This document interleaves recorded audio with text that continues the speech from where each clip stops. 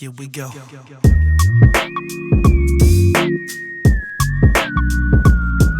Yeah.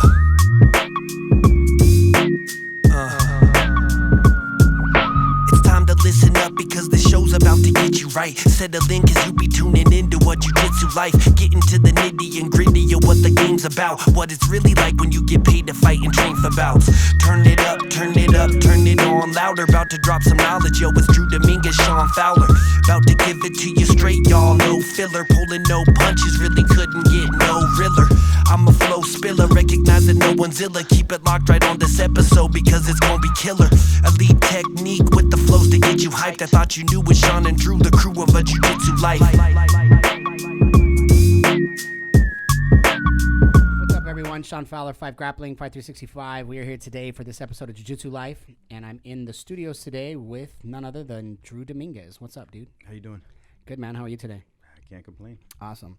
And joining us in the studios today is none other than Nick Schrock. They call him the Moose. So if you don't know who he is, he's game anytime you're ready to train. So for those that don't know him, he's been on Super League a couple of times, and we love having him here from St. Louis.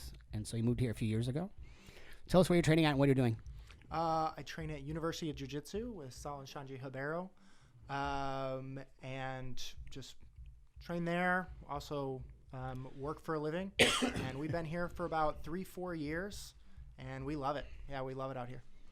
So you moved here from St. Louis. Mm-hmm. How was that transition for you? What made you just decide to pick it up and move across the U.S.? So my wife and I, we were both from St. Louis, and we were trying to move out to California, right? It's like all the tournaments were out here, so I traveled a lot, constantly being out here. And you'd always talk about it, so we were kind of applying for jobs, both of us. And she was actually the reason we moved. She talked to her boss, which was a longtime mentor, and was just like, hey, this is my goal.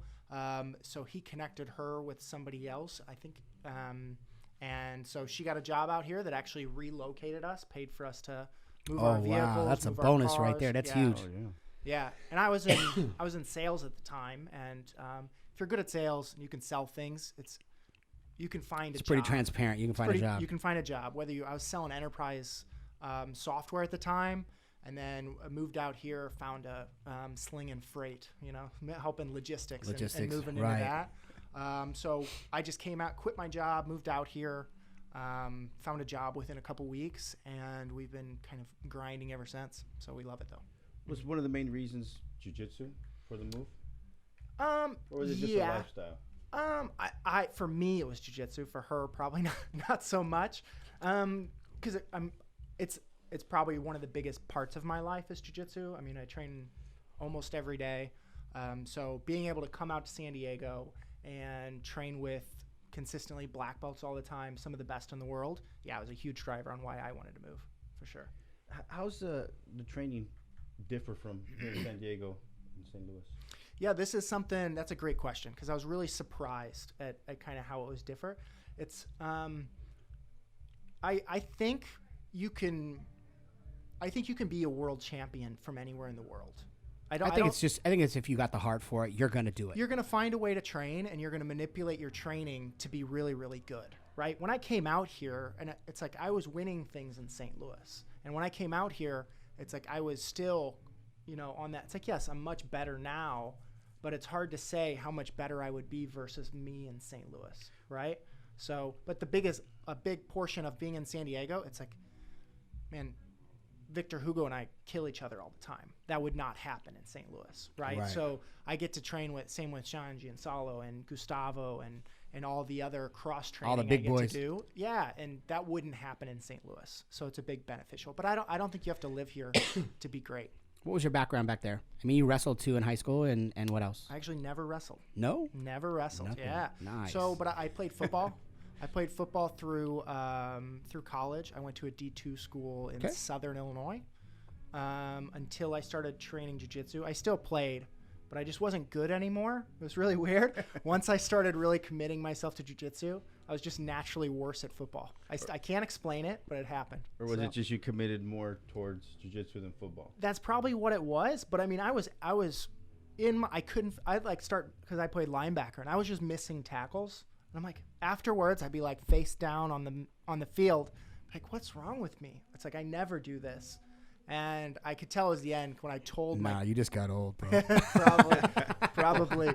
Probably. I told my coach I was going to skip spring training, like a spring training game. I was like, no, I'm going out to this tournament in California. And he kind of looked at me and goes, okay. That's when I lost my position. Do you see that coach? Have you talked to him since you left? No. Just wonder if he sees if he was able to see your success in Jiu-Jitsu. Maybe. Mm-hmm. Yeah, maybe. How was it growing up in St. Louis? You said you played football, and from what I read, you played football. I didn't read the college part, but you played football up until high school, and then you found Jiu-Jitsu. Yeah. How did you find Jiu-Jitsu? So my first year of college, I went to a football team called Mount Union. So they're famous for football, right? So I actually have a national championship ring. I didn't play on that team, but I have one. I didn't play. I was redshirt freshman. But that team's in Ohio, right? So it's like it's by the Football Hall of Fame in Akron. So it's in Akron, right? Am I thinking about Akron, Ohio? Yeah, Yes. Akron, Ohio. So and it was just like geographic lesson. Yeah, it was the worst like winter ever. It's like we were plowing the fields at halftime. It was awful. So we were just really bored. So I wanted to try jiu-jitsu, and I looked a place up, talked to a black belt, went to try it out, and it ended up being like a cardio kickboxing dancing thing, and so it didn't turn out good. But nice. Yep, awful. And then when I came back to St. Louis, I still wanted to try it, so walked into an academy and kind of fell in love with it ever since. Was it hard for you to transition? Obviously, you were an athlete. You were playing football. Was it hard for you, transition from football to jiu-jitsu because they're two different sports? Yeah.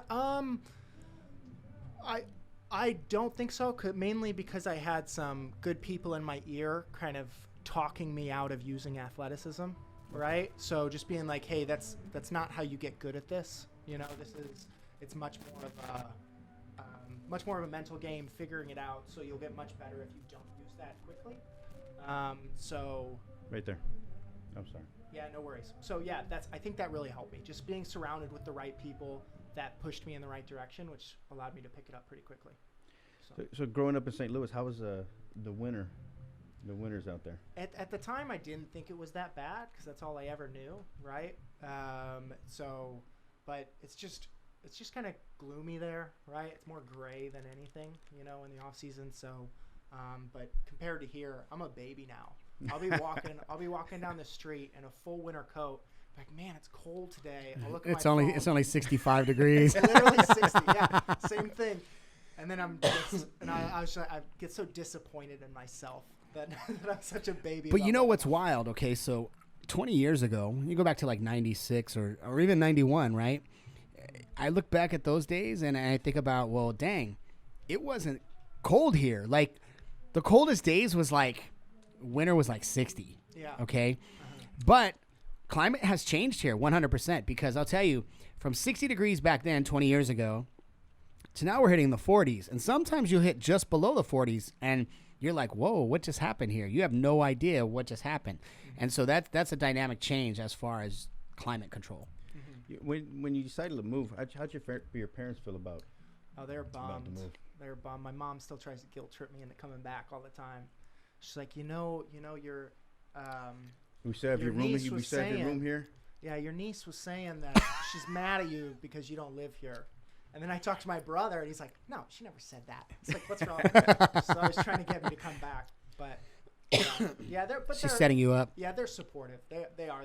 They know we're happy, so that's all they care about. I'm sure they come out and visit, right?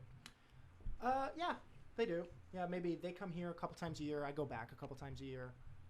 It's a good balance. So good. I'm trying to get them to move here. It's better. I found a better place, guys. It's better here. So. The weather's a lot nicer out here. You got to come out and check it out. Check it out, Mom. Yeah.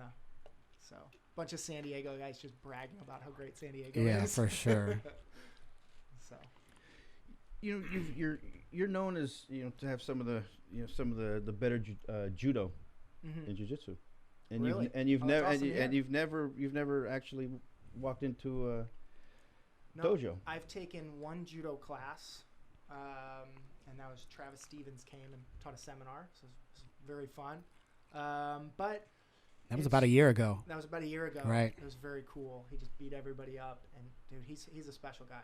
But, for sure. No, how I think I got good at jiu-jitsu. A little shout out. When I first started, there was a judo black belt. He was a jiu-jitsu blue belt. Just crushing everybody, I assume. Yeah, right? not really. He's just, middle-aged guy. Works during the day, but he came and he just every day after class, he'd just work on this one throw with me, and he just make this and little tweaks. And we did that for probably, it didn't feel like long, maybe a couple months, right? Where just little tweaks here and there. And then he disappeared into the ether. And I didn't see him for like 5 or 6 years, right? He was just gone. But now I'm really good at this one throw, and that's still the throw I do today. Isn't it funny? How many, just out of curiosity, I'm going to ask this because I think most guys have maybe 4 to 5 throws that they ever use, right? And it's only based on circumstantial, right? Yeah. But you'll have the number one thing that you use every single time. Yeah. And you'll go to that. It's your go-to. Is that your number one throw? For sure. I hit that or people pull guard. That's just what happens. Or I get taken down. That's like, this is what's going to happen. I have some other things that counters and setups. And I love takedowns, so I'll work it a lot. But, that is my go-to. If you watch me in tournament, that's what I'm going to try to do. Yeah. Yeah, we have a guy, Cross. He was in here a couple weeks ago. He's a judo black belt. Right. And he's a white belt. Jiu-Jitsu white belt. Yeah. Every time we start sanding, it's like, man, it's coming. Yeah, this one throw. You know it's coming. And sure enough, he hits everybody with it. But there's no stop. He's a black belt. It's very hard to stop. You just pull guard or just get ready to go for a ride. Yeah. Yeah, that's one thing that I think a lot of people, like people I've had, you wrestled D1, right? You wrestled at Penn. Or you're this judo black belt, right? It's like, no. But it's just as if you train at something, you're going to get good at it. Well, and Salo's a black belt, too. He's a judo black belt, too, as well. So, yeah. Yeah. I know he tossed me on my head a couple times. He's really good standing. For sure. He's really good standing. I'm just go back to St. Louis. Anything you miss about not being home, other than, your family? Food. I think Midwest food's better, right? Better than what? Huh? Better than San Diego? For sure. San Diego tries to Everything's homemade. Everything's homemade. Like, literally everything is homemade. What would be your go-to meal back home? Oh, the pizza's better. Wow. Pizza's better for sure. So, but I think it's less that. I think San Diego just tries to be too fancy, right? Everything's painted on, everything's like small, and it's like St. Louis. You're gonna leave every restaurant full, and that does not happen in San Diego. It's like you order something, it's like real small. But it just depends what you want. If you're trying to get Mexican food, it's San Diego's untouchable, right? But for like comfort food, Midwest food, things like that, American food, I think barbecue, St. Louis has got it. But that's also where I grew up, so that's what I grew up with. So you're a Cardinals fan? I'm a Cardinals fan. I watch it way less here, just because I'm not really a sports fan. I don't really watch any games. But if I had to pick a team, it'd be the Cardinals. Yeah. They're dominant. No, they used to. Well, they have their moments. They're dominant. Yeah. You know what I mean? You got to give them props on that. They are definitely dominant, so you can't take that from them. They've been a lot of titles. Are you guys big baseball fans? Big Dodger time. fan. Well, we both are Dodger fans. Oh, Dodger fans? Yep. Nice. Yeah. Nice. You guys, Thank you, Houston. Yeah, we appreciate you. There's nothing you can do about that. I know. You guys beat up, at least from what my recollection, you guys beat us up more than a few times the past few years. I think the last time you guys won the World Series or made it to the World Series, you beat the crap out of the Dodgers. Yeah, but the other times when you guys, I think you either won or lost in the World Series, you beat the Cardinals on your path. Right. You guys knocked us out all those times. St. Louis had the second baseman, Ozzie Smith. Ozzie Smith. Was with the Padres first, right? Of course, yes. Yep. That's Kansas City. Ozzie Smith was a shortstop. Ozzie Smith was a shortstop. Who was the guy that put that had that toothpick in his mouth? I think he played for Kansas City for the Royals. UL Washington. That's old, man. Yeah, I don't know. That's like whenever we were kids, dude. I know. It's old. That was a long time ago, huh? Wow. Okay, let's get back to. If you want to talk about baseball, I will step outside. I am not no expert. When you moved over here, did you feel any extra pressure knowing that you were going to train with Salo and Sanji and be part of such a prestigious team? I mean, I'd say the main. That's another good question. So I'd say the main pressure is just trying to rise to the occasion and meet their standards and kind of fit into a new team. So I'd say it's the same as anybody that switches teams, or if you get a new job, it's the same type of pressure. You want to meet everyone's expectations, right? You're in this new position. You need to kind of go for that, if that makes sense. No, I understand. It's just... And that's less... Like, I didn't feel any pressure to... I mean, you always feel pressure to win tournaments, right? But it was more a pressure. It's like just being good enough for the team. Yeah. Wow. All right. Mm-hmm. Yeah. So you transitioned to California. You've made it your home. You're looking to move your parents here. What do you foresee your future doing? You going to stay here? I know that you've talked about traveling and going to other places. We talked a little bit about this before. So yeah, I mean, I'd love to move my whole family here. My both my brothers run businesses in St. Louis, so I don't anticipate that happening. And my dad's part of that as well, so they're not leaving there. But we actually just moved my wife's mom out, so she lives with us right now. So that's pretty cool. Kind of one step down the road. But we want San Diego to kind of be our home base. But we don't want to be tied here, right? We bought and sold a house last year, right? And we're just like, well, we don't want to be tied here. We want to be able to say, like I mentioned, it's like, hey, if we want to live in Italy for 6 months, we want to be able to have that ability, right? We'll probably always have a home base in San Diego just because it's the place we love. I think the coolest thing is if you're actually able to like have a job that you can do remotely. Yeah. Right? If you can do stuff remotely, you can do anything that you want, right? 100%. You can live anywhere. It just depends on what your job is, you know what I mean? But like logistically, a lot of times you can, if you're working with a logistics company, like I have a friend, her family owns a logistics company. They do like trucking and stuff back and forth across the U.S. And she can do anything from her computer and a phone, man. That's all she needs. So she can be anywhere she wants at any given time. And all she's got to do is look up schedule, timing, ship avails or whatever the case may be. And as long as she has a truck that picks it up and goes, she did her job. Yeah.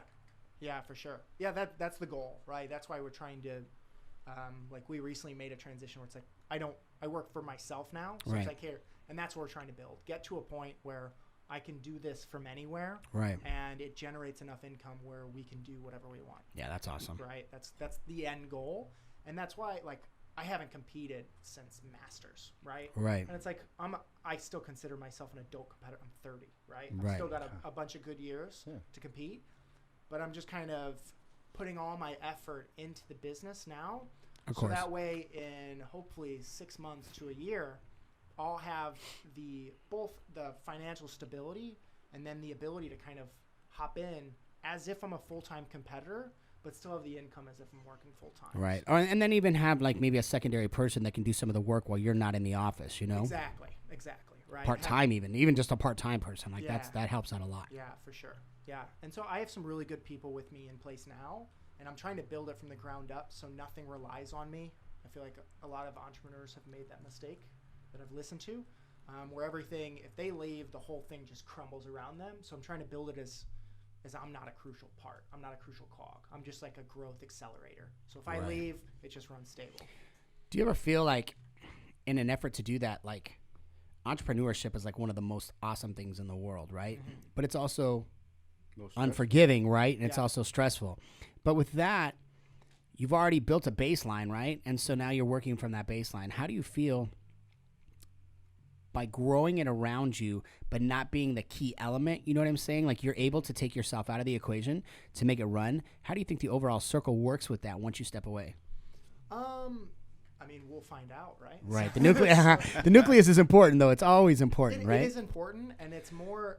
And so I think I'll be the face to the customers for a long time, and I think that's the piece that would be hardest to replace. The key element. Like, I'm the guy, but the actual work and the services we're providing, it's like I think, or I know because I've done it before. It's like that will be able to run without me. It's like as long as I can just make sure it's still running right, there's no red flags, and all the customers are happy and I'm still available to them, I won't have to put in the 60, 80 hours a week that I am now.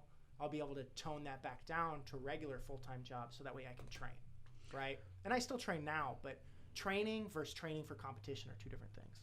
So, I agree with that. Like the saying goes, you're only as strong as your team, right? Yeah. If you can't depend on your team, it's and I've got some really good guys set up. What is it that you do?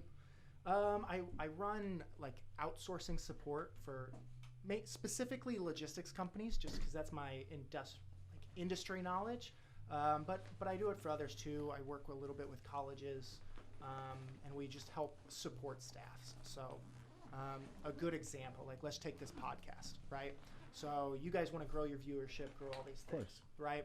So you might hire me and one of our guys to say, hey, how much are you guys clipping these audio clips and putting them out on Twitter and Instagram so you get more exposure?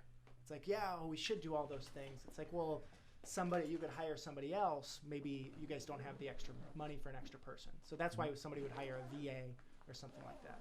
So it's just like outsourced help. So when you can't afford a full-time person, you'll hire us. Oh, interesting. Mm-hmm. Back to jiu-jitsu. Uh-huh. What's some advice that you would give somebody who's thinking about, trying jiu-jitsu? Because it can be a little intimidating for someone who's never been into an academy, and you walk in there, you see a bunch of sweaty dudes just submitting people and throwing people. And what's some good advice you would give somebody? If they're just trying it, like if someone has an itch to try jiu-jitsu, and I think that's obviously the part, it's like, I thought about it, I want to try it. It's just, I'd say everybody in the academy knows exactly where you're coming from, and to just try it and don't have an ego about it. You're not going to be good. It's like we made the analogy. It's like no one's actually good at jiu-jitsu. Some of us are just less bad than others, right? So everyone's bad there. Everyone's trying to get better. No one thinks they're as good as they should be, right? We're all just trying to get better. So once you realize that, it's like going in and knowing you're going to be bad, it's okay because everybody's bad. So just try it. Just try it. Yeah, before we started, before we were on air, we were talking about kind of the progression of jiu-jitsu. You have guys like Shawn, who's been in the business for close to 20 years, putting on tournaments, and you have some people that are new to the industry and just not making it. What's the word I'm looking for? Not making it appealing to the athlete. Not understanding the sustainability model is huge. Right. So, business 101. How can an athlete depend on somebody and want to make that sacrifice to compete? Like you said, you're busy building your future. How can you make that sacrifice to step away from what you're trying to create for your future to train for a competition without being let down? Or see, how can I say? Help me out here, Shawn. Knowing that you're going to get paid for a show, and then all of a sudden the show doesn't pay you. Okay. That could be one element, right? Because you're putting all your eggs in a basket, going, hey. But technically, he's not, because he's also a business owner, right? And he's trying to guarantee the streamline and the multiple revenues of obviously income coming in. But we also got to remember that based on the sustainability model in jiu-jitsu, the numbers aren't quite there yet. And anybody that believes that, they're wrong, okay? Because the truth of the matter is, if we take the last 20 years, and I've been an incremental part of MMA, into jiu-jitsu, into big tournaments, into pro jiu-jitsu, okay? I was the first one to throw a pro show back in 2015. So the truth of the matter is that it was a 2 8-man brackets, 1 women, 1 men, and they both made 10 grand each, right? Mackenzie and that was the Studio 540, correct. So looking at it from the bigger picture, I think that people need to understand, like, paydays like $20,000 are unheard of at this point. $10,000 are unheard of. Yes, they're happening right now, and I don't blame every athlete for running out there and grabbing them while they're available, okay? But the truth of the matter is that none of those models have been sustainable. Yeah. So if you're willing to get paid $1,000 to compete, you know what I mean? And let me tell you something. To me, $1,000 is a lot of money to compete. Like, normally you're paying $150 to go compete at an IBJJF tournament or most local tournaments, right? And it's recreational. So the fact that you're getting paid anything just to go out and have a great time, I think that a lot of people don't quite understand that the sustainability model is not there at a level like that yet. Yeah, and I would just make kind of what's the business case for being a jiu-jitsu athlete? It's not competitions, right? Like, let's just take a case. The best argument for this case study is Gordon Ryan, right? Agreed. Making, let's just be fair, $200K a year on tournaments, which I don't think he's done before, right? Just in tournaments cashing. No, right. Tournament cashing, $200K a year. That's a good income if you make that for the rest of your life. 100%. But let's say you can do that for 5 years. It's like, but then after 5 years, what are you going to do? It's like it's a pro athlete. Like it's not tangible. Yeah, exactly. It's not tangible. So the real business case for jiu-jitsu is to build academy, which you don't have to be a world-class competitor to build a great academy. You just have to be great with spreading jiu-jitsu. Right? And be there. Physically be there. And care about people, right? We can get into how to run a school, but that's one avenue. Teaching seminars is another. Big right? time. They make a lot of money on seminars. Make a ton of money on seminars. Buchetta. Even Gordon's killing it on seminars right now. Of course. I'd say that's and then you have the internet, the DVD route. So I'd say those are much more lucrative than the competition route. And so I would say, hey, which one do you want to do? That's something seminars? You can do long term. And you can do it long term. Right? Those are much better business cases for jiu-jitsu. Instructionals, 100%. Yep. Instructionals, right? So pick one of those and then build your path to go down that way. I mean, and that's even if your goal is to make money in jiu-jitsu. Right. Yep. Right? Some people just want to win, which is awesome. And one thing Shawn and I have talked about is a lot of these athletes, MMA athletes, they really don't have a plan B. Yeah. They like you said, they think that this is going to be forever. Mm-hmm. You're one competition away from blowing out a knee and never being able to compete again. Yeah. What happens then? A lot of people aren't prepared for that. Yeah. And I mean, just talking to you, obviously you're preparing yourself before you go back into competition. Mm-hmm. And I don't think too many people are doing that. Yeah. And I would say, and I'm not doing this because of it's a part of it, obviously, the financial gain. Like, man, I love business. I love it just as much as I love jiu-jitsu. I love selling. I love building strategic plans. I love crunching numbers. It's like, I know that sounds boring to people. No, but not at all. I can sit in front of an Excel sheet and have a great time. Right. It sounds weird, but I enjoy it. If you don't enjoy like having a day-to-day job and you want to pursue jiu-jitsu, I think that's what you should be doing. But you should also be thinking about how is that going to support your family in 10 years, right? And start building towards that. So, yeah. I think it's huge. As much of a curveball as it is, and I'm like you, I have a master's. And did you go to college? You did. Yeah. You got a bachelor's or a master's? Bachelor's. What is your bachelor's in? Business. Okay. Business management. So, my bachelor's was in IT with a minor in Mexican American studies, and then I got a master's in technology management. And then I recently enrolled. I don't know why I did this, but I'm a PhD student now, man. Freak. I don't know. Crazy. But the fact is that it's going to be organizational leadership with a specialty in IT. Uh-huh.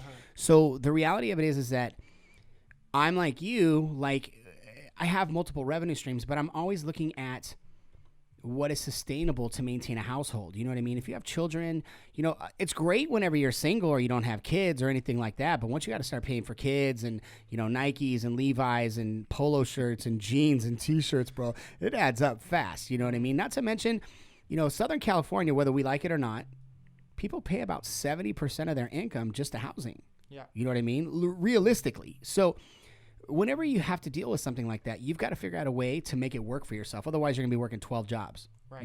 So. Yeah. So jiu-jitsu by day, Uber by night, right? There you go. Whatever works. And that's, what's crazy is so many people work Uber. So many people work Uber. It's great. Great. How long have you been competing? Since I started jiu-jitsu, 2009. 9? I did a Naga in 2009. Wow. That's when I met, or we have a mutual, Tyler and Jenna. That's where I kind of met them. We're from the same academy, but we hadn't really synced up, and we went to this tournament. We've got a really old picture of us together. Me as a white belt. That's funny because you guys have been friends forever now. Yeah.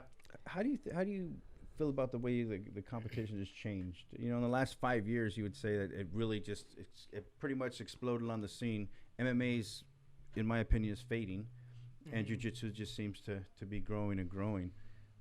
I would ask for evidence of that. Well, so case in point, statistically, I would have to look at my numbers again, but I would say there's probably 200,000 people training jiu-jitsu across the United States at this point. Okay, and the truth be told, every month that increases by about probably 2,000 to 4,000. Okay. And the reason why I say that is because more academies are popping up. There's more black belts, so they're obviously opening up more places, right? And not only that, but there's more people competing. And this is the thing. Jiu-jitsu, MMA is not sustainable for a person that wants to train forever. Yeah. It's not. It's abusive. It's either you go pro or amateur and you're done. That's it. You're in and out. Jiu-Jitsu is recreational. So there's a difference. You can train for the next 60 years as a martial artist, right? Not just a sport jiu-jitsu person. So the difference between the two is tremendous. Like you can go out. I mean, guys play basketball leagues all the time. That's competition. Yeah. You know, recreational basketball leagues. They play softball, recreational softball. You know, co-ed softball, so on and so forth. So the ability to do these various things are out there, or the variables, right? But jiu-jitsu itself gives you an opportunity to do something and actually keep your body in shape, take care of yourself mentally and physically for the next 30 or 40 years, where MMA is not going to allow that. It's a short window of 5 to 6 years, if you're lucky, and that's it. You're out of there. It's like CrossFit. CrossFit's another one. Like, it's so abusive on your body, you're going to get maybe 3 to 5 years out of it, and then your joints aren't going to be able to handle it no more. It's too abusive. Yeah. So, I think I misunderstood the question. So, I thought you meant like how people outside jiu-jitsu are starting to watch it now. Oh, yeah. That's still upside down a little bit. Yeah. But no, that's probably why you want to see proof after we were just Yeah, talking I was about like- what this, For sure. about the Yeah, two promotions just 'cause- going under, right? Yeah. So, no, I mean, I love that more people are competing and more people are training jiu-jitsu. It's like a lifetime. It's like, how do we get more people to train jiu-jitsu? It's like this great thing in my life, right? I just want to spread it to more people. I forgot the original question. What was it? I don't know. But I guess so. Just about the progression of jiu-jitsu from the time you started as a white belt 11 years ago. Yeah, I guess now I just now. understand it more, and I just feel like that we could, and this is mainly talking to IBJJF because they're the kind of gold standard of the top level tournaments. For sure. And I just feel like we could do such a better job of setting the rules up to be funner to watch, and then just more competitor friendly. Like right now, athletes are overly using the boundary to avoid being scored on Or submitted. Or submitted, and I think it's breaking the system right now, and nobody's talking about it. It's like you see guys literally trotting around the outside of the match the last minute and a half because they know they can't get scored on. Right? And they get really good at that. And so where in wrestling, you got to stay centered pretty much the whole time, they'll right? push you, so they'll push Oh, you 100%. Yeah, and so that breeds conflict. When you're forced to push in a direction you didn't want to, you're giving your opponents. And you figure wrestling mats are 40 by 40. That's a big area to compete in, you know what I mean? And most jiu-jitsu areas are probably 10 meters by 10 meters. ADCC is 11 by 11, and that's a big competition area. And still, we had guys going off the mats at the last ADCC. And that's something that we're working to fix as well, to make sure that people stay on and they have a safety net, you know what I mean? Yeah. So, I mean, I don't know. We'll see. Yeah, that's what kind of my main gripe is. There's some rules, and I don't want to everybody beats up the Jeff. No. Because they're like the NFL and the Jiu-Jitsu. Oh, 100%. But I feel like they're not taking a proactive approach to improve Jiu-Jitsu competitions. So. Who are some of the guys you like to watch compete? Guys, girls, who do you like to watch? I like to watch I know this is going to be a lame answer, but I like to watch my friends compete. I get emotionally connected. I think that's a good way to look at it, because if you're emotionally connected to what's happening, you're really vested in what's happening on the mat. You know, you're super excited to see what's happening and going down. So that makes a lot of sense. Yeah, for sure. So, I mean, I don't get all hyped up watching, the finals of some tournaments and things like that. But, I mean, like, I almost pass out when I watch Victor, Gustavo, and Jenna compete, right? It's like, just because to me, it's more nerve-wracking than competing myself, right? You're like, move your head. Never mind. I lose my voice every time. For sure. Time. Well, and I get jacked to watch those people, and they've got great jiu-jitsu. I agree. Yeah, I've competed one time. Well, twice. One time in 2 years ago. I'm a blue belt. Yeah. And it was nerve-wracking because I really wasn't expecting to compete. I was told, I know, go dude, get your I'm gi. bad. Huh? I do this to all my staff. We were working the tournaments. I make them bring their stuff with us on the road. Yeah. No lie. I'll tell you this. I make them bring their stuff with them on the road. And at a moment's notice, I'll be like, go get your gi. Yeah. And they're like, what? I just stood there. So he said, go get your gi. And we probably slept 3-4 hours the night before. And he walked by. He says, go get your gi. I just stood there. And one of our other guys came. He says, what are you doing? What do you mean? You're still standing here. Go get your gi.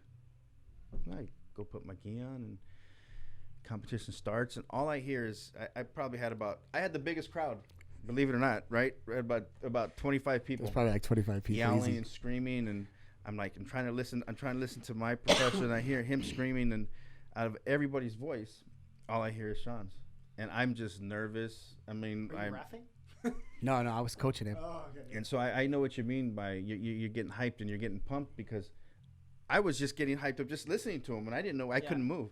He's telling me to. I think you're telling me to take his back. I'm like, I can't move my arms. My arms were done, and I ended up winning. But it's just I can understand the nerves that you're going through by watching, and that was just a local tournament. It was crazy. It's still an adrenaline dump, no matter what way you look at it. You know what I mean? Yeah.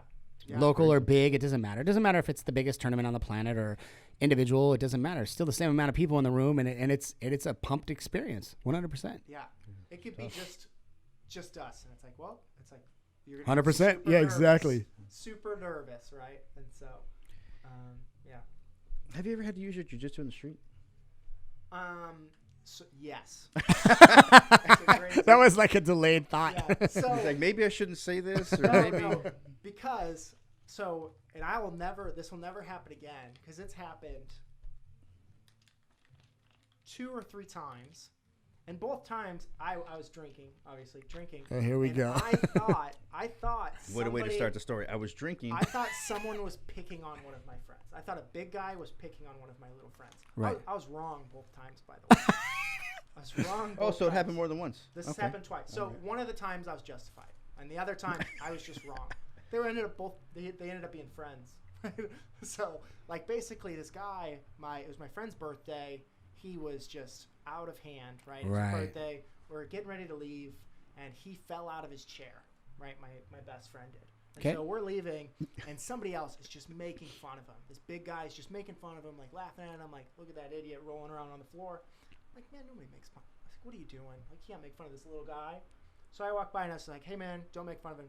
And I did not expect this. He went over the top, really upset, and got out of hand. So we ended up having a little scuffle outside, and it got broken up really fast but just took him down, and then we got separated. Right.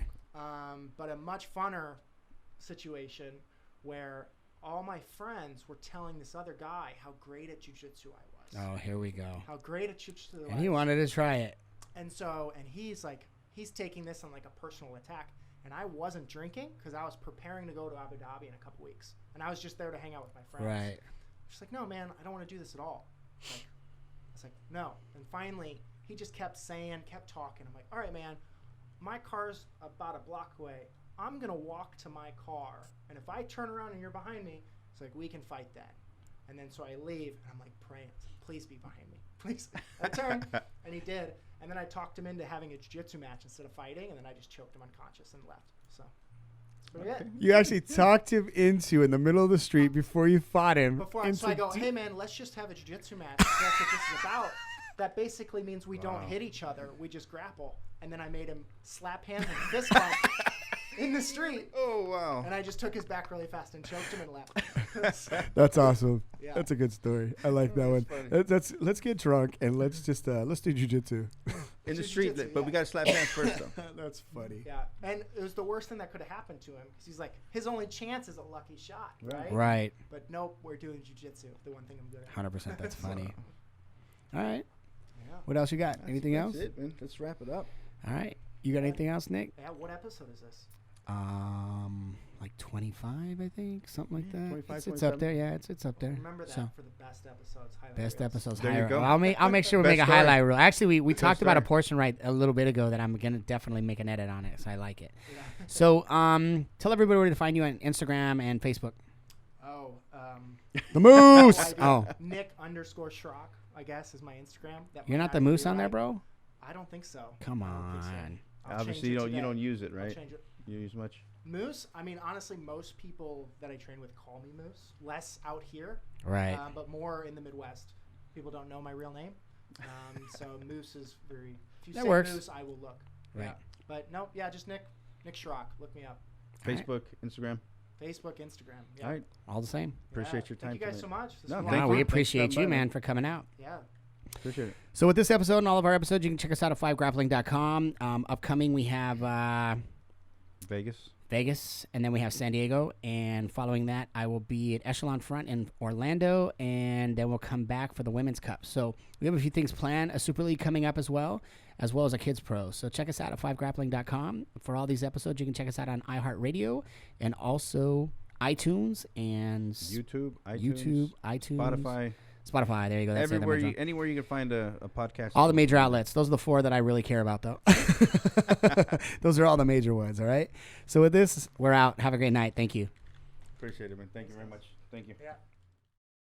We would like to thank our sponsors: 5 Grappling, 5365 Media, 5 Forward Foundation, 5 Superfoods and Shaved Ice Company, Hono BJJ, and the Fuji Mat Company. Without you, we are nothing. For this episode or any of our episodes, check us out at 5grappling.com or follow us on social media at 5grappling.